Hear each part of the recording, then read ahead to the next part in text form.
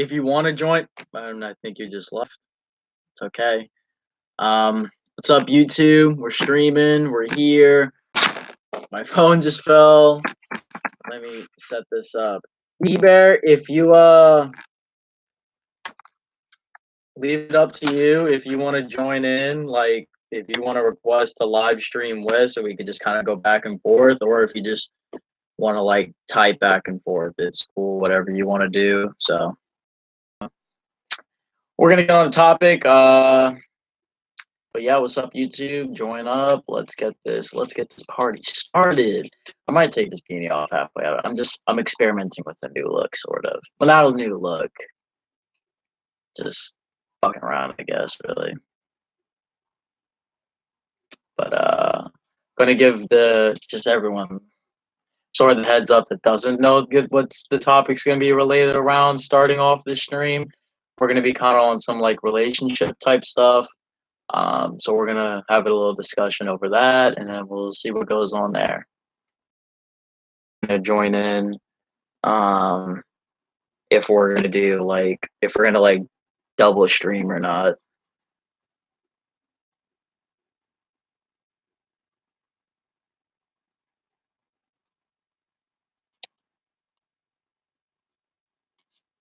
I'm trying to remember what I can drink. I'm trying to remember what I ate. I think I'm actually good to drink now, so I'm gonna go ahead and do that.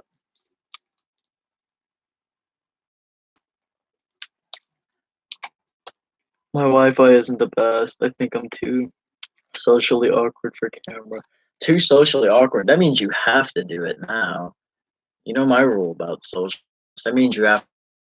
That means you have to. You have to conquer your social awkwardness now by doing it. No, I'm just kidding. I'm leaving it up to you. But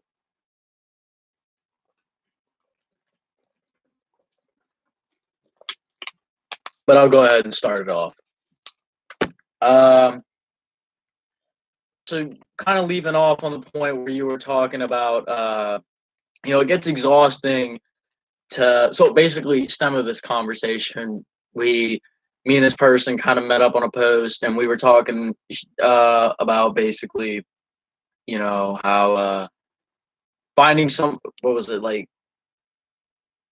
finding someone who will fuck, now I'm trying to remember what the post said entirely. It was along the lines of like person and actually caring, like it's hard to find that. And we kind of have a little discussion over it. So now we're continuing a live stream because that's what we want to do. So that's kind of where we're picking up, finding a person that gives out of genuine care, not expectation, not just looking to get something out of it like a sleazeball. And I totally fucking agree, it's difficult to find this shit. It really is, it can be fucking exhausting to have to deal with go in and out between these relationships. Like heartbreak's a taxing process. You go and learning has to come in, because in comparison to me. So, but I feel like if you're going in and out of relationship and constantly running into the same type of people, that's really where you got to start taking some responsibility and thinking, okay, what am I doing wrong? I find it very unlikely I'm going to run into someone like my ex, because I'm able to, I know what a manipulator, I know how a manipulator I can kind of catch a manipulator telegraphing their behavior. I can kind of catch the signs of true colors. I know how to look out. You so she's joining in, so we'll see what discussion we can get out of it. Hey, what's up? Not much. All right, so you want to continue off from where I was saying, or you got any you want to pitch in so far? Well, I don't know, just like what you're saying. Like, I thought you can only keep doing it for so long until you just get tired of doing it. Yeah, no, I empathize with that point. I'm gonna be honest. After coming out of my last relationship, I was fucking feeling like I'm tired of this shit. It's for me, it's really like you at that point, you really got to start to get aware of who am I going to like how what's your relationship frequency, you would say, if you get what I mean by that. Like how in and out are you in and out of relationships, or are you is it kind of like years in between, or if you're like me, or kind of years in between. Years in between? Okay, so it's a long time. I was single for like 4 years up until a couple months ago, and we didn't even last a month. How did that fall apart? If you don't mind me asking. But like, I felt like he really didn't care about me because a couple weeks into the relationship, my great uncle died, and I had to go out of state for the service. And when I told him how I just landed, he had asked if he wanted to hang out when I got back to town, and I said, I don't know, like, I might be tired, and I still have work, and he just automatically assumed I just didn't want to hang out with them. Yeah. It's like, he took it to heart. He was only thinking about himself in that situation. So yeah, I mean, given that you only spent a couple weeks with this kind of person, it was kind of a good bailout, that it only went a couple months. So, but yeah, no, I totally get what you're saying though. That it's exhausting to have to wait on finding someone that's actually legit. People, or learning who you run into, and being aware. Like how long would you say you spend before you get into a relationship with someone? Like before you're really like, you know what, fuck it, let's go for it. How long would you say you usually spend before that? Or how long is it? Is it kind of like unpredictable, or? I don't know. I mean, most of my other exes were like friends, like I knew them for a while. And then it went into it? Okay. Yeah, that's okay. I'm trying to like away.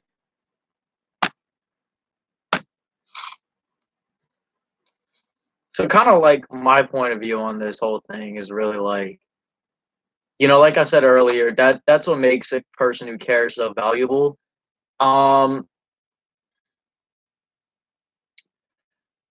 Shoot, because I'm kind of like splitting my focus now. So let me like get back to let me get back to a grounded state here. Because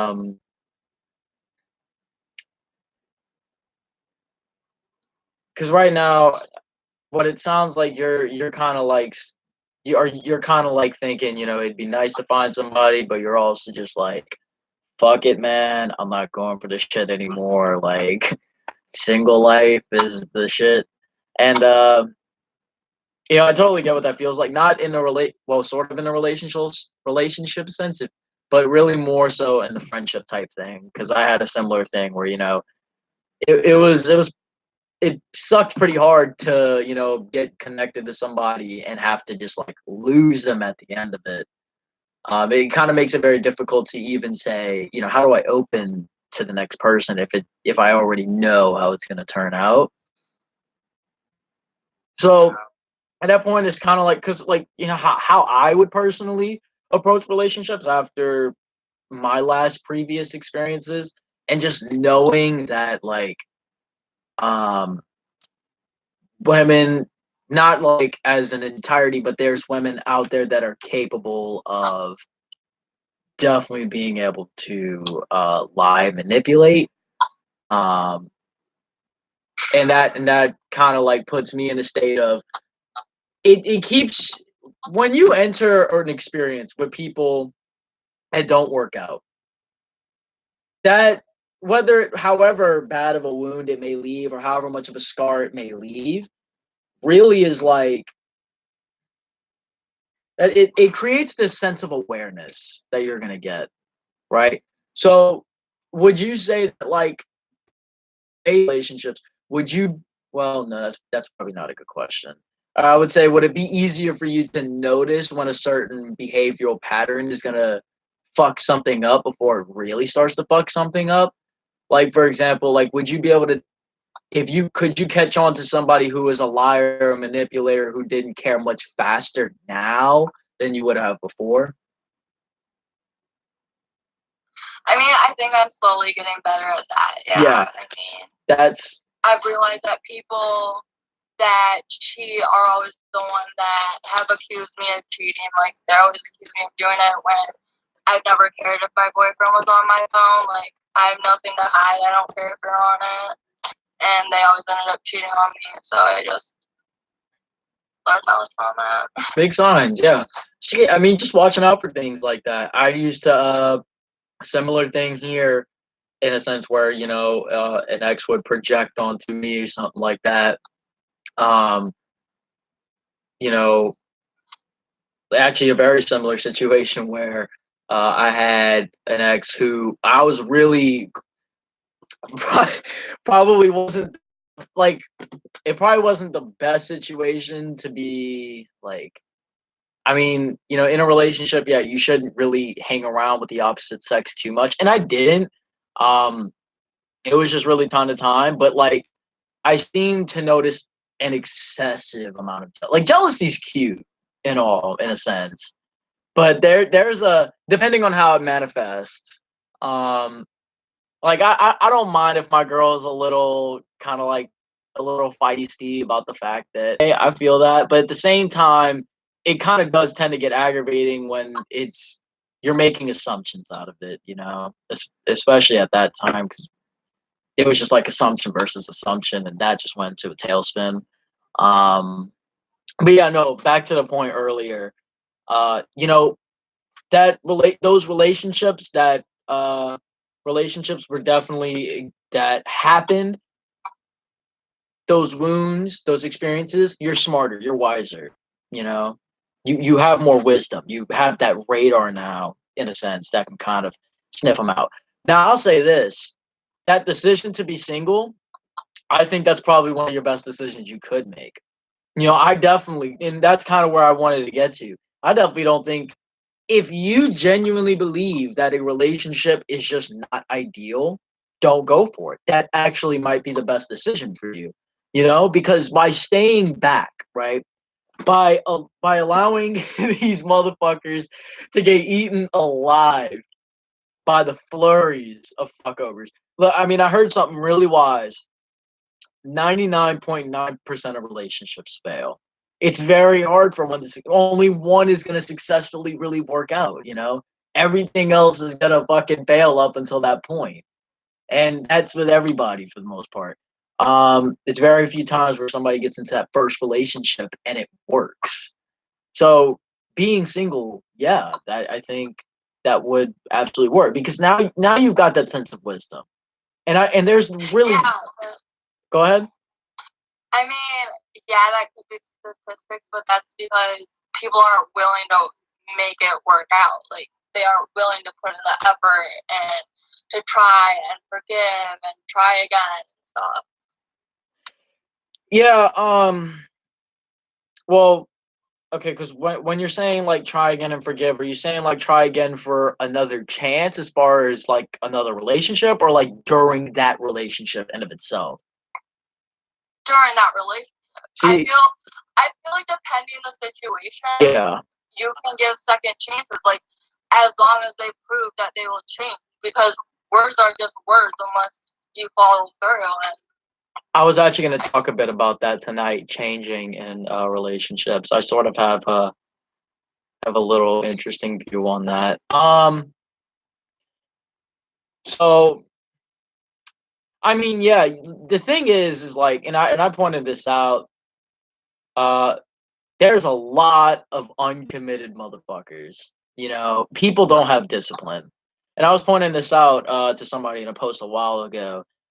I was bringing up. Do you know who Emily Blunt is? isn't that an actress? Yeah. And have you seen A Quiet Place, Edge of Tomorrow, Mary Poppins Returns, Devil Wears Prada? Any of those films? Nope. Okay. Well, she's I like to use her and her husband's marriage, John Krasinski, as an example. And I point out that if you handed Emily Blunt, as beautiful and as amazing as a woman as she is, to an average ass fuck out here, he would fuck her over, because he's got no he or she may have just no, he does not have the attributes developed, right? There's no A lot of people don't have that value. A lot of people, I feel, especially nowadays, actually find validity in cheating, like and being disloyal. Not like validity in the sense that it's cool, but in validity in the sense that they almost find it okay to do something so dark like that. If you kind of follow me there. Yeah, no, with you saying like if a ordinary person were able to potentially date her, I feel like in a way that's kind of like they know that they're better and they're doing better in life, so they think that they could just use that person and to their own benefits and not care. Well, yeah, I mean, and the thing is like, also think about this too, that let's just use me as an example. If I had, take me, if I had Emily Blunt, and let's say I was out, right, out and about, she's at home, if I got to live my life knowing that Emily Blunt was waiting for me every night before I go home, like, that's a pretty big thing.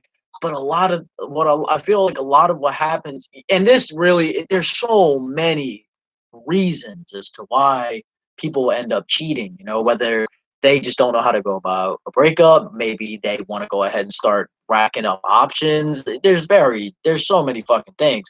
But it's like, it's simple as, like, for example, if I was just out and about and there was some other girl out there and maybe she started to catch my eye. And now and this is where that discipline comes in. It's like, stay committed to my woman who's at home for me, or let's see what I could take with this chick. And that lack of discipline, that ungrounded sexual energy, allows people to fuck around on the people that they claim that that they decide to commit to, and they can't. Their sexual energy is ungrounded. They're weak. Mentally, they do not have the discipline to stick to their commitment, and then they ruin it. They burn that shit to flames and participate with another. How do you feel on that? Okay, so what? I mean, a lot of it's true, but so what were you gonna say about it? Like, I just feel like a lot of people don't know how to take accountability for their actions. I guess. Oh yeah. And I feel like that could be a big part on what leads to what. Also, rationalization and disconnect. What I personally believe that the way that we commit the only way we can commit violence to each other is if we disconnect ourselves from that person for a bit. So, for example, say you and me, we met in public. The only way I could really commit violence to you is if I was disconnected from you. And what's the easy way to disconnect is to rationalize a story in our heads, whether interesting statement when women say, the baby isn't alive. That's a story they tell themselves in order to rationalize what they are about to do. Or if they are disconnected from the people they are going to hurt. That's why people can go through acts like that and not feel remorse, because they can disconnect themselves from the victims. They disconnect themselves from that, and then it's free reign. Once you can cut the flow of compassion, you're free to do anything to them without that remorse. That's one of the reasons why I personally would suck at committing violence. I'm too empathetic. So I definitely, people rationalize their cheating. They find a validity in it, whether that's Well, whether that's them saying like something along the lines of like, oh well, he hasn't done enough for me, or he doesn't look out enough for me anyway, so what would this matter to him, and la da da. Or I mean, I don't really know what goes on entirely in cheater's head. Maybe if I put myself in a situation, if I like put myself in the perspective of one of my exes, like, oh, what are they thinking when they're about to fuck me over or some shit? Um, because there's so many routes it could go down. You know.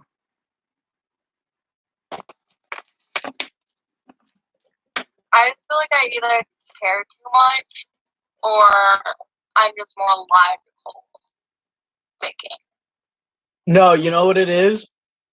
You actually value relationships hardcore, and when you find the opportunity, doesn't go all in, and that leaves you being very disappointed at the end of it. And that's where people like you and me end up getting really fucked over and getting sick of it, because we never actually find anyone who gives a shit. We just run into people who are, in a sense, just jokes. So yeah, it's and I love to bring this up to people. That point you said where maybe you care too much. Yeah, you do, because and it's not a bad thing. It's not. It's that you have a genuine heart. But I am going to discuss a little bit about that. Watching how much care you give. But like what you feel you care too much because you obviously can feel that care isn't being reciprocated back. I always tell people that the moment you start to feel like you care too much or you're giving too much, it's because you don't you genuinely understand. You do not feel that person is reciprocating that same amount of energy back. It's the same way as if you feel that you love someone too hard, or because you understand that it is not their obligation to, if they don't want it to be, which is what really sucks when we start to invest ourselves into somebody, because sometimes it's when we're blinded like that, in care and love and infatuation, it tends to slip past us, Okay, so I got a question for you. Yeah. Do you think I feel like respect and trust in a way kind of go hand in hand for like another person, but still kind of half trust them? Like, do you think they can ever earn that respect back, or do you think they kind of can, but it will never be the same? Give me an example of. So wait, you're saying if I lost respect, how would that affect my trust? Is that what you're asking? Okay. Give me an example of where I might lose respect for you. Like if your parent made a house rule and a significant other was trying to get you to break it, but you stood your ground and followed the rule. But then when you got in a fight about it, they acted like, "Oh, I have respect for you," blah blah blah. But yeah, I don't know.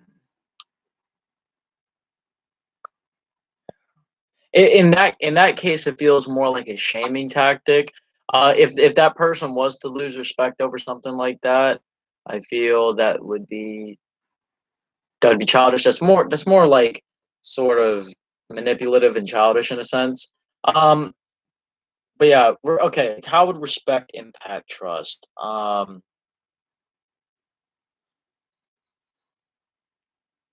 Let me think about that. That's actually very interesting. I've never actually paid much attention to that.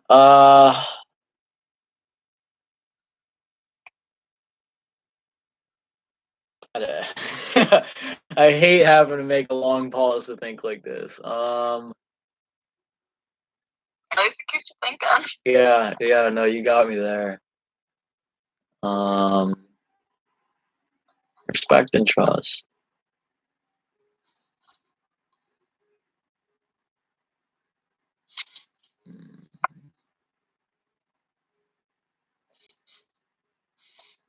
So I also get to my sort of because I'm really trying to find their correlation. That's where I gotta start first. Where do I find their correlation? Because trust is about giving yourself. Trust is that ability to hand your is the trust is the ability to feel safe in your vulnerability in a sense, you know. It's me being able to give you $20 and know that you're not gonna fucking spend it. You know, it's my ability, it's my faith. It's my faith. It's my ability to believe in you, uh, with the risk existing, but feeling safe in that risk. In addition to that, as far as respect, respect is really more of a grounds to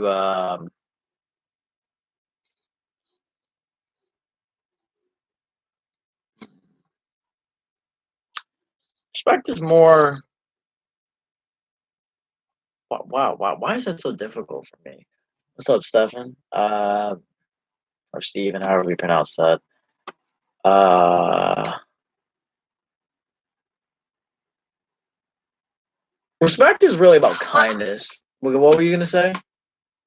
Well, I feel like my best way to explain it to maybe make it be easier is like when you first meet someone in person, Yeah. how they talk about things in general. I feel like that sort of sets the person on how they want to choose to respect them. You know. Okay, so my vibe with them. So, for example, if I met you for the first time, based off of how you acted, that would have my you would have my respect, but there would be a level of trust that I would be willing to engage upon you, if any at all. Yeah. I don't know if respect can entirely correlate with that, because I feel like I can. Because with me, I'm just overall respectful in general. Um, I feel emotional vibe, or reception of that person's behavior. Uh, I think respect is more so about just an overall, what's the word I'm trying to find as far as respect? Because it's an old courteous. It's an overall courteous extension. You know, it's a choice to continue that kindness, to continue that overall acknowledgement for existence and whatnot. Now, as far as trust, I feel like it goes as vibe. So I feel a better thing to correlate with trust would be more so about vibe. Um, what type of vibe you give me. See, because I can totally respect somebody and not trust them. You know, yeah, I can respect somebody as a person, show them kindness, and be well with them, not have to really disrespect or be mean or rude. But there may not be, because of the vibe that they give me, I may have absolutely no reason to trust them around me at all. Um, you know, whether that be emotional, physical, or whatever, because of the vibe that they give me, that they're the type of person that's gonna break it. You understand what I'm kind of saying there? Yeah, it kind of made me think of something one of my brothers told me. He said that anyone in your life, like if it's a relationship or just friendship, like if it comes to the point of cutting them off, like or deciding to, you can choose to forgive them and not want anything to do with them, and that's okay, or you can forgive them and try and work things out. Yeah. So back to that point you were bringing up, actually, about forgiveness during the relationship and changing yourself during the relationship. And I understood you said it depended on the situation. And I actually did a video on this a while ago for somebody, a really good, really close supporter of mine, where she had an incident where her best friend, basically got with her ex, and started fucking with her ex more than her, and that split things between everybody, right? And basically, the best friend wanted to try and come back for forgiveness. Now, what I kind of recommended in that situation, I kind of said, trust your vibe, right? Like, listen to how you feel about this situation. Like, because the thing with me about forgiveness is that forgiveness is not a button. You know, it's not a mode you can hit. Like there's a certain process you have to be able to get to in order to honestly forgive somebody, in my opinion.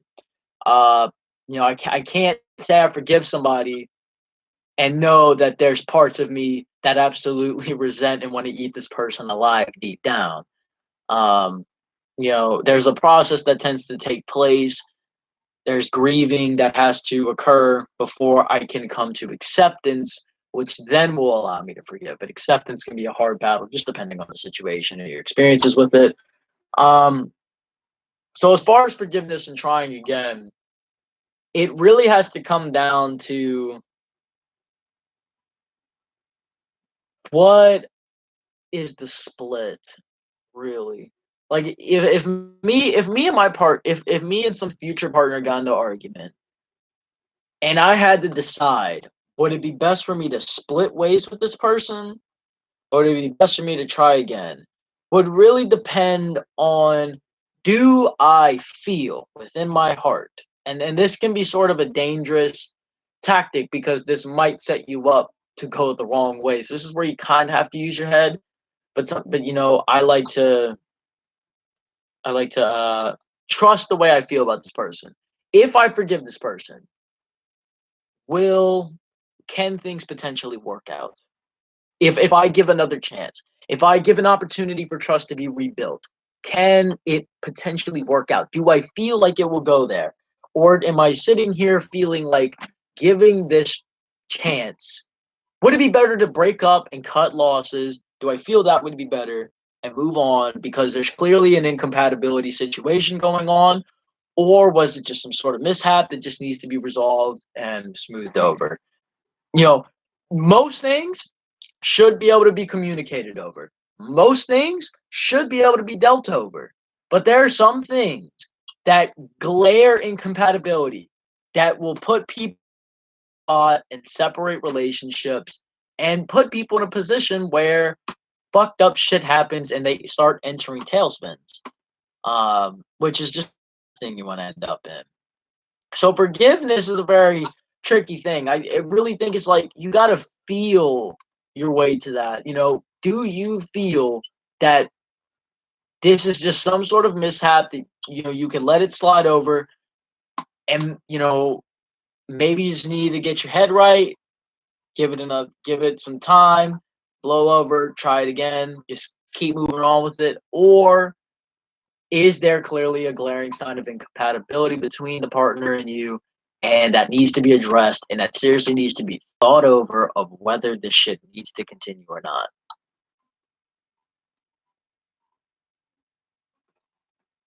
Do you think people really can change though?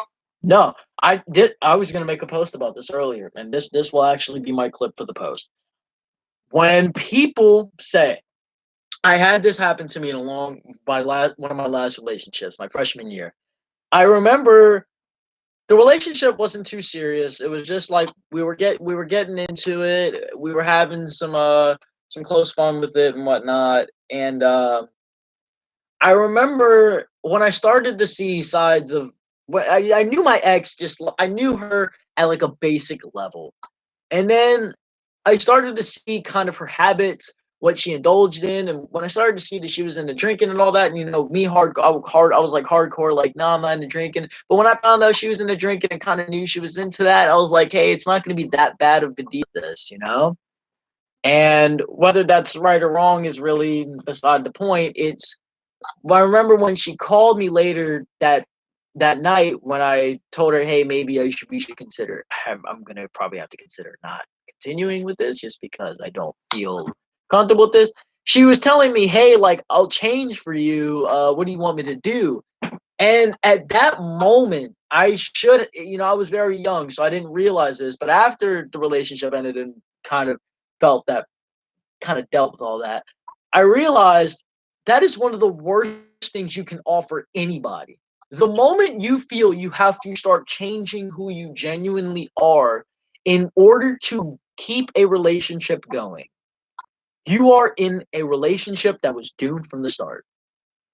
You know, the moment you have to start altering, this is one of my biggest biggest tests for anybody when you meet somebody that you may potentially get into a relationship with.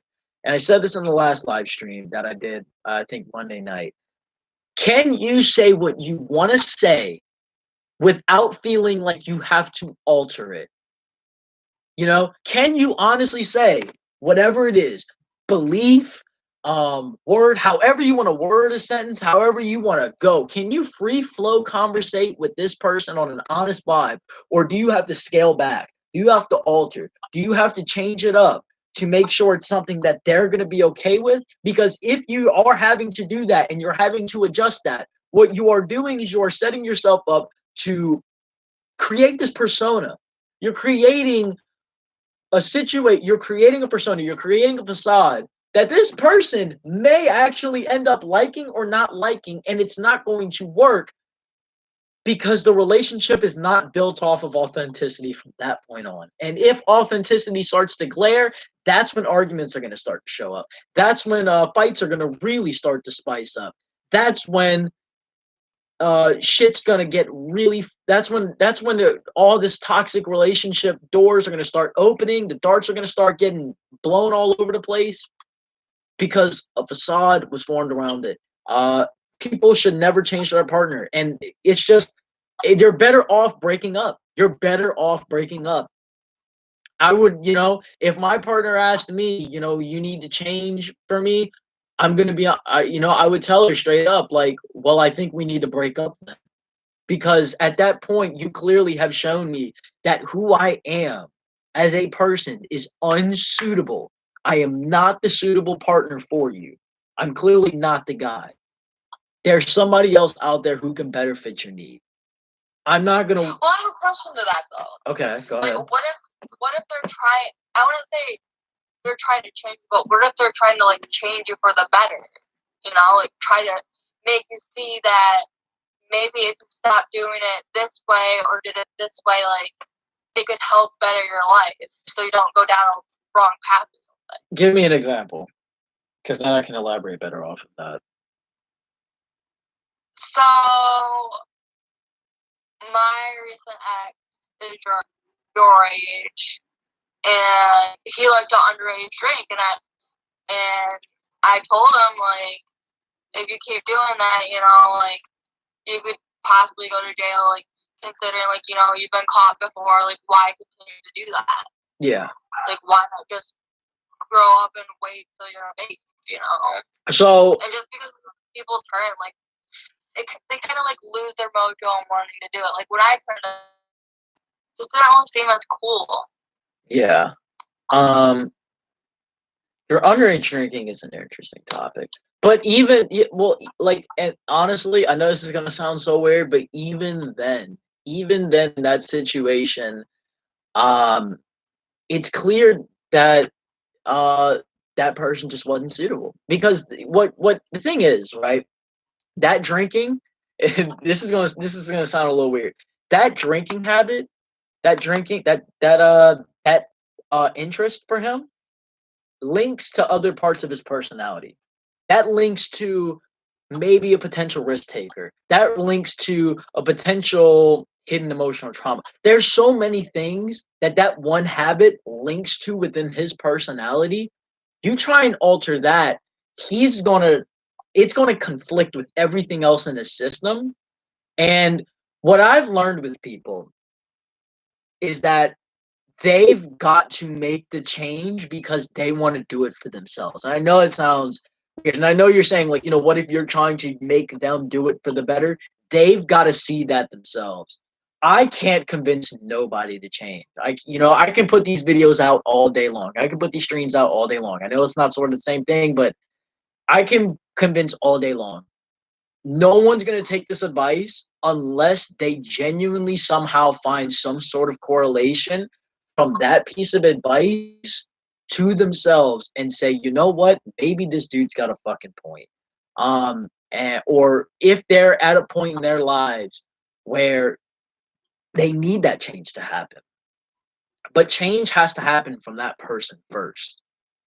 If that is not off, if him trying to break his drinking habit is not a part of his true character, then you can't expect to change it. And I know that hurts because, like, some people, we don't want to see, we invest ourselves into someone, end up finding about certain habits. That's why, I really recommend, knowing their ins and outs before you really try to get into a relationship, because you don't want to get hooked. You don't want to jump in and then find out they got all this shit. And then you're like, fuck.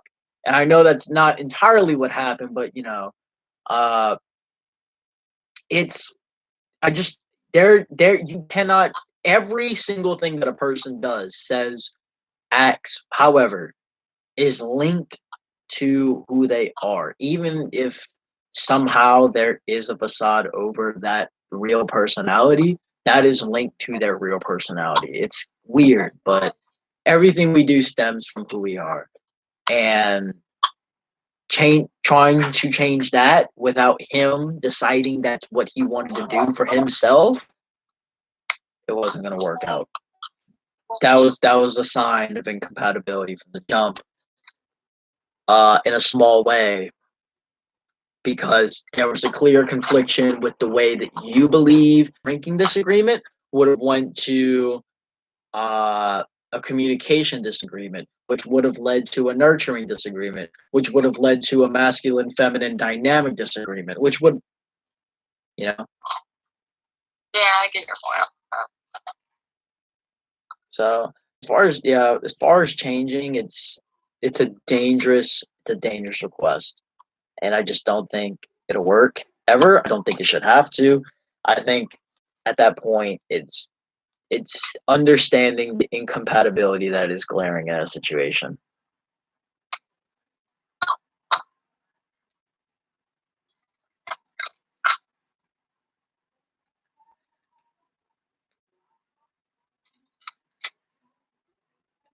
I feel like you took a lot of psychology classes. I did take psychology, but I only took it for a semester. I just got a lot of experience, and I had good mentors. So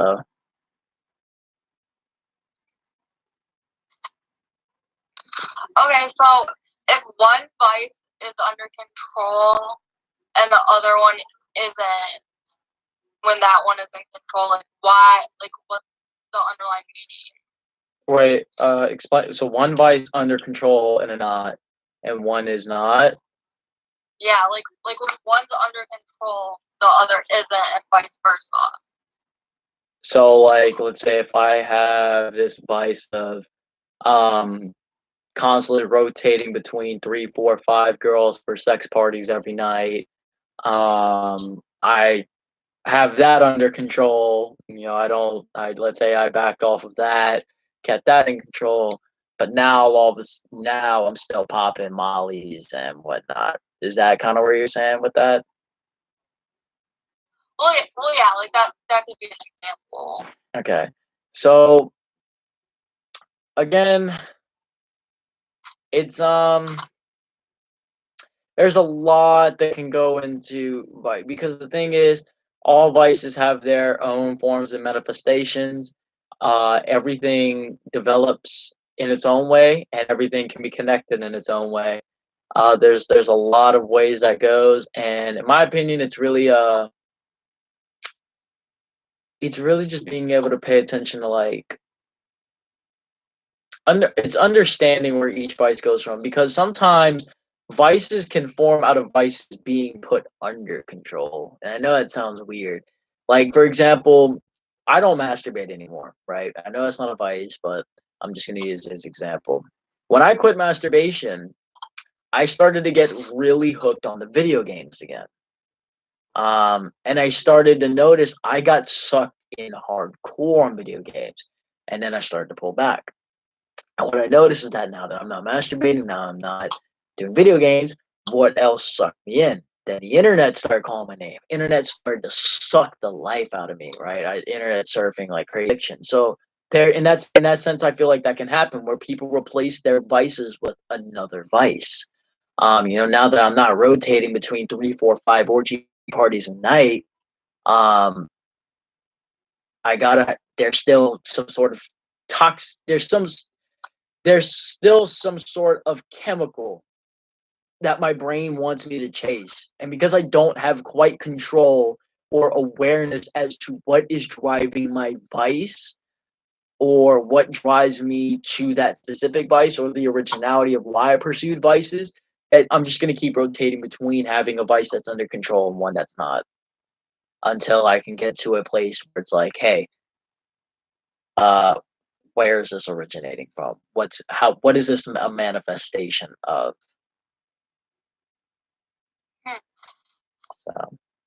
Because taking drugs can simply be a manifestation of, I know a lot of people might take drugs as a way just to numb themselves, and that because at a young age they didn't have a mother, they only had a father, and that father was a strong figure, and they believe that you should only be a strong figure when you are in a dark emotional state, and then that turns into a drug addiction that they don't have under control.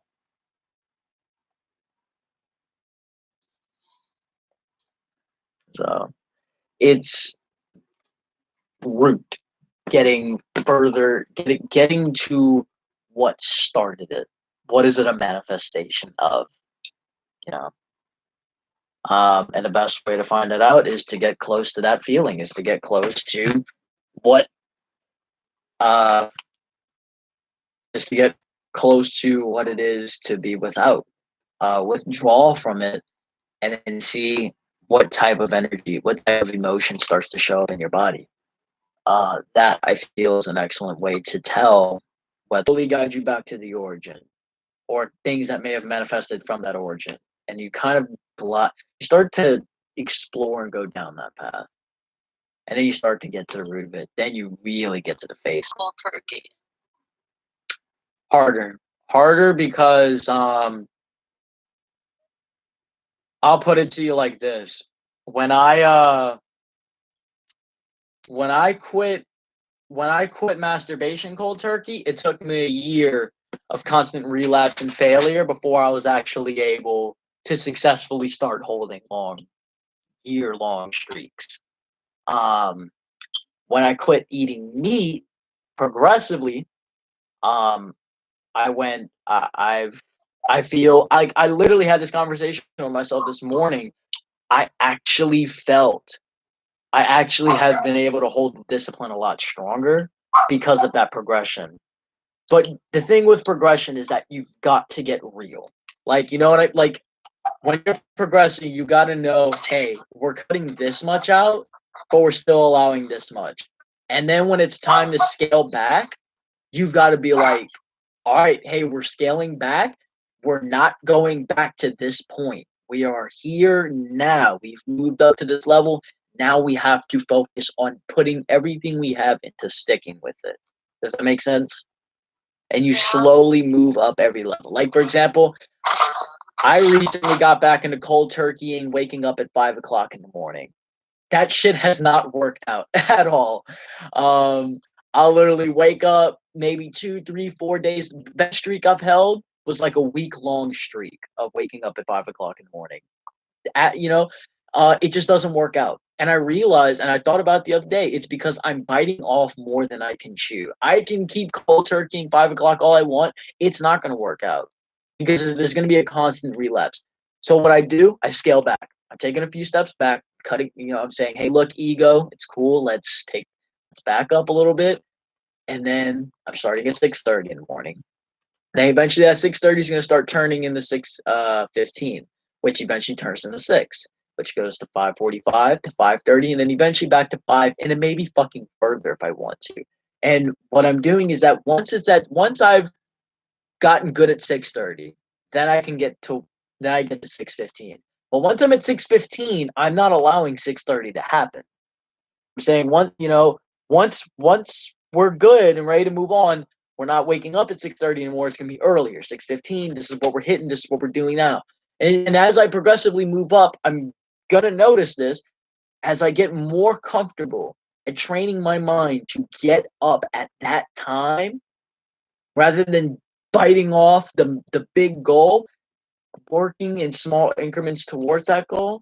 It's going to teach myself the right habits for the long term rather than a constant frustration of failing and fucking up and anger at myself. for not being able to be at the end goal now, I scale back, I take my mini steps, and I positively reinforce myself to see that I can constantly keep getting better at weight. There are some cases where sometimes I just don't know how to do it better, but you know, you gotta find your habit. You gotta find what's going to work for you. What is really what you got to do is find threshold. Where do you start to give out?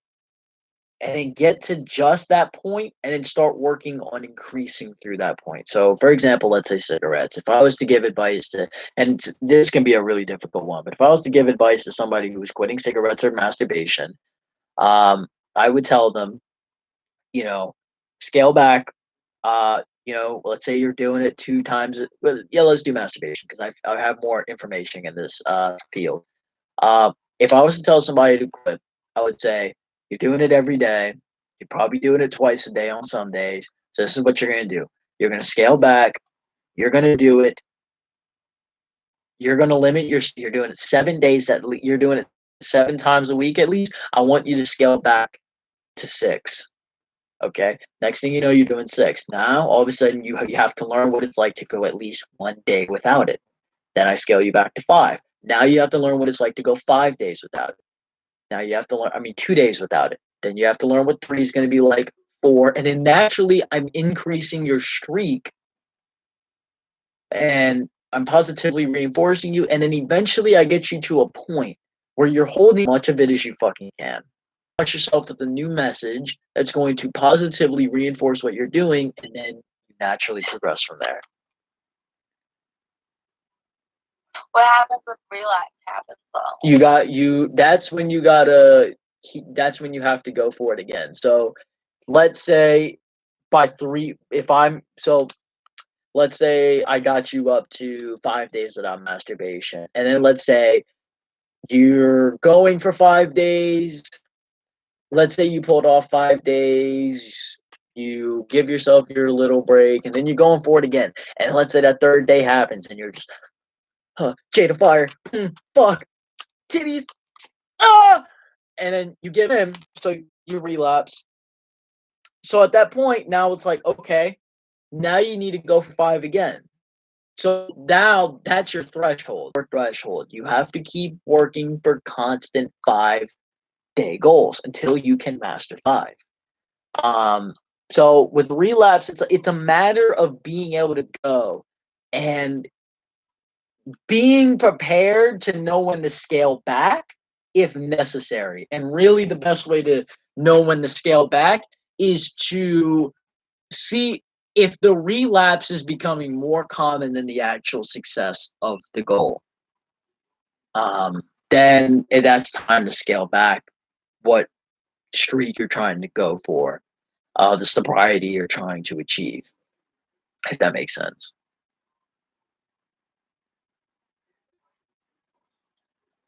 I mean, ending me someday. What happened? Huh? You said you're worried that what? That one of them might end up ending me someday. Ending you? Yeah. I don't know how to fully explain it. I don't know. It's kind of complicated. One of your vices end up ending you, or? Yeah. Well, it's good that you're getting aware of it. Yeah, no, I would really. So my advice to you on that is start working towards that. Obviously, start working towards withdrawal. But I want you to really focus on not making it about quitting and resisting. Make it about sobriety and cleansing. Because what we're instilling, words are powerful, and when you instill that word sobriety in your head, what you're instilling is a cleansing. You're instilling a new lifestyle, a new embodiment of what you're trying to do. If you just say quit, street, this is what. Hold on, I'm gonna end the stream real quick, and then we're gonna start a new one. Just join in on that one, okay? Well, it's also kind of late and I got work in the morning. All right, well, no, So that's fine. But yeah, all right. Well, it was good talking to you tonight then. Yeah, for sure. You're cool. All right. Say, good night.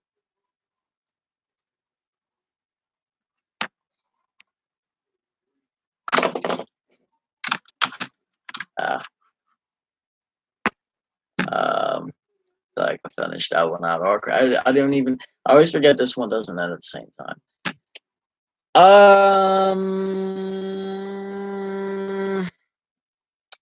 I don't know what else I'm going to talk about tonight, guys, because I actually kind of hit all the topics I need hit.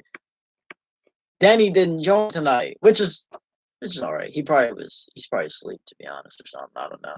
But I'm gonna go ahead and get a sip of water real fast, and if I do have topics, I will speak on them. Not terrible. So.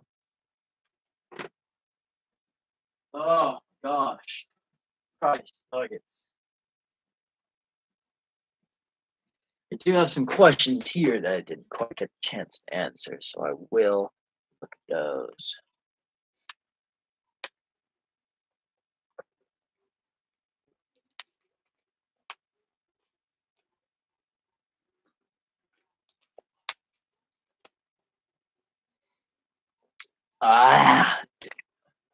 Okay.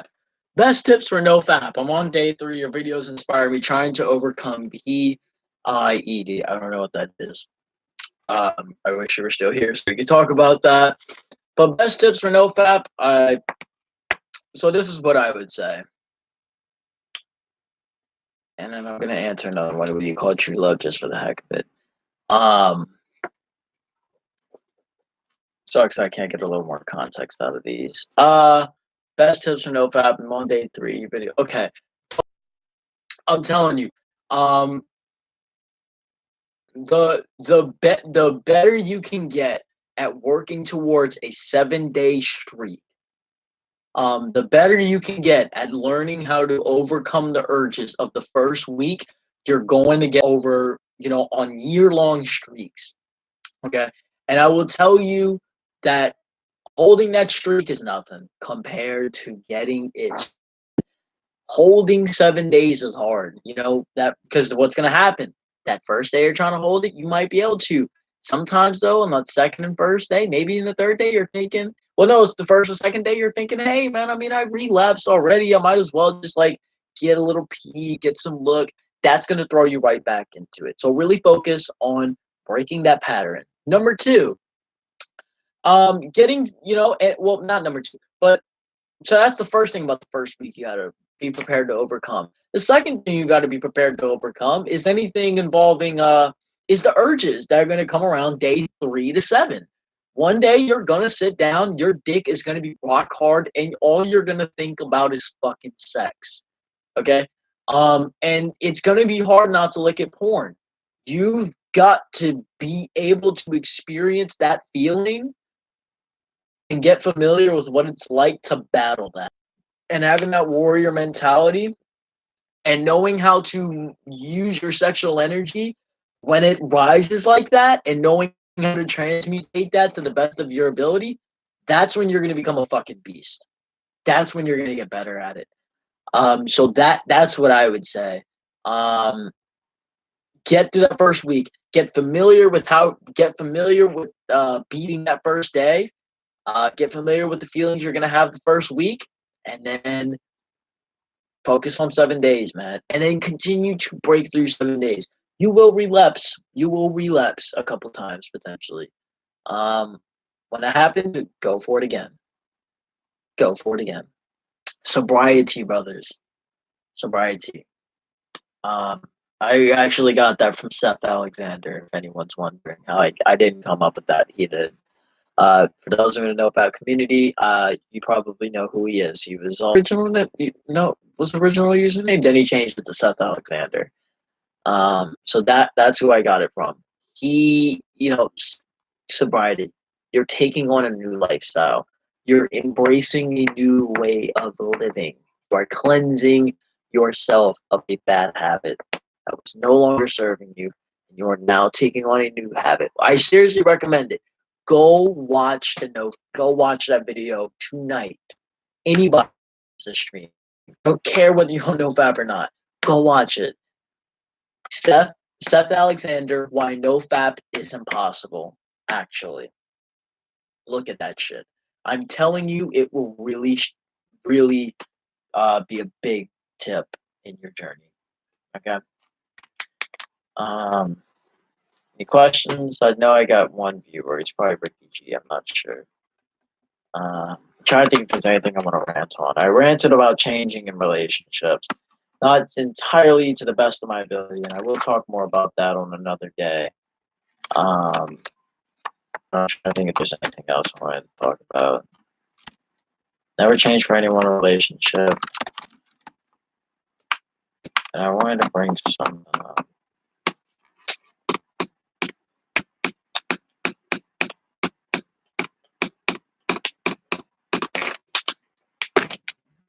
win.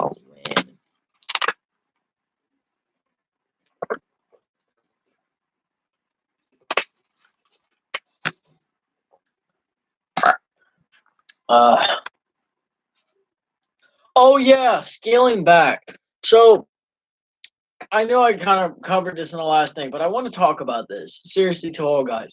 You're starting a new habit, and look, sometimes, there's just some things that the older you get, you understand better, and this is one of those experiences I had today. Waking up at 5 o'clock has been the new NoFap journey for me. NoFap, with the way it's becoming so difficult to wake up at 5 o'clock is the way how it's been difficult to the way how it was when it was that difficult to do NoFap. It pretty much is almost the exact same thing. I mean, like intermittent fasting, that was not a hard discipline to develop, in my opinion. I was able to take that on pretty fucking well. Vegetarianism, that was not too hard of a habit to take on. Fucking waking up at 5 o'clock in the morning, I do every day. Well, okay, cold. When I say cold showers, guys, keep in mind, I mean just like cold for like the first couple minutes. I don't have control over the water. It just gets warm on its own. If I could take full cold showers, I would do it iced. I wish if I could, I would. I just don't know. The water goes warm. We got warm weather in Louisiana. My eyes. But a lot of my disciplines, I've been able to even running, even getting back into running.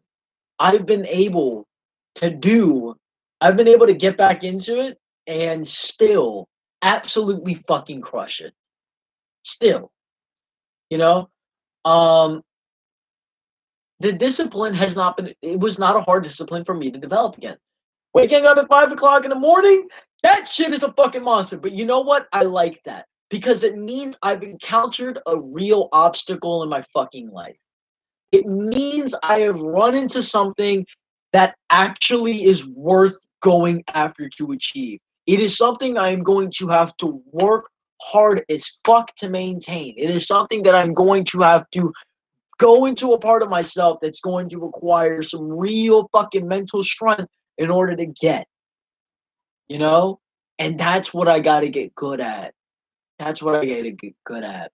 And the more I do it, the more I develop my mentality, the more I grow with that. The more I go down with this journey, the more I'm going to find out about myself, the more I'm going to develop myself, the more I'm going to become. So, because of how difficult this journey is for me, in order to maintain and successfully achieve, is a clear indication that I am on the right path with taking on this challenge. Okay, so that's the first thing I wanted to point out. So what am I doing? I'm scaling back. I'm taking some time to pull back from what I thought I knew, right? Taking time to take a couple steps back. And I don't want to. It seems like I'm being a bitch. My ego is screaming at me saying, you need to stop being a bitch. You need to fucking